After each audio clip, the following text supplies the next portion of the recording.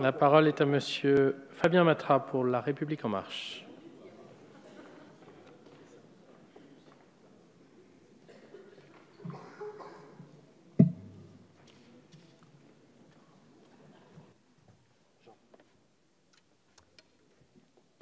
Monsieur le Président, Monsieur le Ministre d'État, Mesdames et Messieurs les rapporteurs, chers collègues, dans un temps qui nous appelle à la plus grande vigilance et la plus grande exemplarité, je pense que nous ne pouvons que saluer l'effort budgétaire effectué en matière de sécurité intérieure. En effet, dans ce projet de loi de finances, on notera que le budget est en forte hausse sur 2018 par rapport à 2017, presque 400 millions d'euros, que les dépenses d'investissement augmentent particulièrement, démontrant l'engagement de l'État pour améliorer les équipements de nos forces de sécurité, que l'aspect effectif est largement pris en compte. 1 400 policiers seront recrutés cette année. Ce seront 450 personnels supplémentaires pour les forces de gendarmerie. Ces deux points marquant le lancement de la campagne de recrutement de 10 000 agents dans ce quinquennat. Toutefois, il ne suffit pas de dépenser toujours plus pour protéger mieux. Le fil de l'expérience politique, à travers les dernières décennies, nous le démontre. À ce titre, il convient de souligner l'effort inédit de redéploiement des agents sur le cœur de leur mission. Pour ce faire, ce sont plus de 4 000 substitutions de personnel actif par des personnels administratifs qui permettront, d'ici 5 ans, de soulager les forces de l'ordre de nombreuses tâches administratives. La mise en œuvre de cet objectif s'opère dès cette année avec plus de 800 substitutions, 500 dans les forces de police et 300 dans les forces de gendarmerie. Ces substitutions s'accompagneront évidemment d'une politique ferme en matière de réduction des tâches dites indues. En effet, il y a aujourd'hui une réelle problématique en ce domaine, puisqu'en 2016, ce sont 8 millions d'heures pour la police nationale et 4 millions d'heures pour la gendarmerie que l'on estime consacrées à des tâches qui ne relèvent pas du cœur de la mission des forces de l'ordre.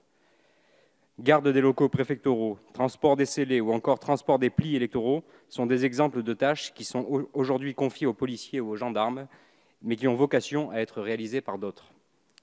La question des transfèrements judiciaires en est un autre exemple emblématique. Il faudra veiller à ce que la circulaire interministérielle de septembre 2017, qui prévoit la compétence subsidiaire des forces de l'ordre en cas de carence absolue de l'administration pénitentiaire, ne soit pas appliquée de manière abusive. Je suis convaincu, le travail accompli et la politique mise en place permettront de gagner en efficacité dans la lutte contre le terrorisme, contre la criminalité et contre la délinquance.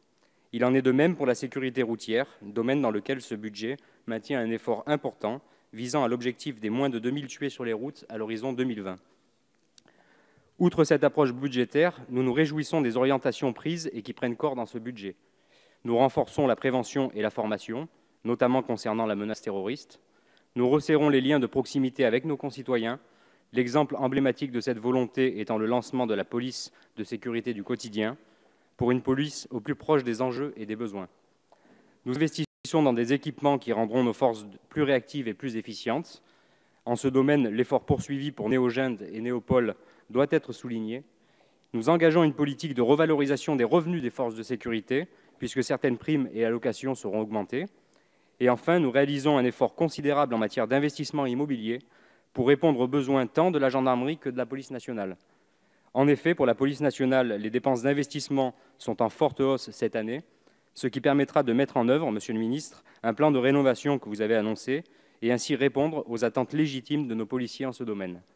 Pour la gendarmerie, je suis très heureux de constater que nous avons également fait le choix d'une politique ambitieuse, à la hauteur de l'engagement de nos gendarmes, puisque nous passons d'une enveloppe de 70 millions d'euros pour les années 2015, 2016 et 2017 à une enveloppe de 105 millions d'euros pour 2018. Un autre sujet de consensus, je l'espère, la sécurité civile. L'effort est ici axé sur la lutte contre les intempéries et les feux de forêt. Le renouvellement de la flotte aérienne, constitué par l'achat de 6 nouveaux avions, en est une illustration, tout comme la politique volontariste qui est menée sur le plan européen pour pouvoir relancer la production de Canadair, qui est aussi quelque chose d'indispensable pour la sécurité civile. Ce budget sécurité civile verra également la masse salariale de nos forces de sécurité augmenter avec le recrutement de 31 démineurs supplémentaires qui viendront soutenir les unités de police dans la lutte contre le terrorisme. Et je crois qu'ici, chacun peut s'en réjouir. Pour conclure, Monsieur le Ministre, je veux dire que d'ici 5 ans, nous aurons donc sur le terrain près de 15 000 policiers et gendarmes en plus, mieux formés face aux risques contemporains, mieux équipés, mieux payés, davantage sur le terrain et plus efficaces encore, puisqu'ils pourront verbaliser directement de nouvelles infractions grâce à la réforme de la procédure pénale à venir. Je constate, Monsieur le ministre, que notre gouvernement est extrêmement ambitieux en ce qui concerne la sécurité des Français. Nous sommes ici à la hauteur de la menace, des attentes de nos concitoyens et de l'engagement de nos forces de sécurité qui font chaque jour un travail formidable auquel je veux rendre ici un hommage appuyé. Je voudrais donc, pour toutes ces raisons, lancer une invitation à voter ce budget, une invitation à poursuivre l'intérêt général au profit d'une objectivité républicaine. Merci. Je vous remercie, Monsieur Matra. La parole est à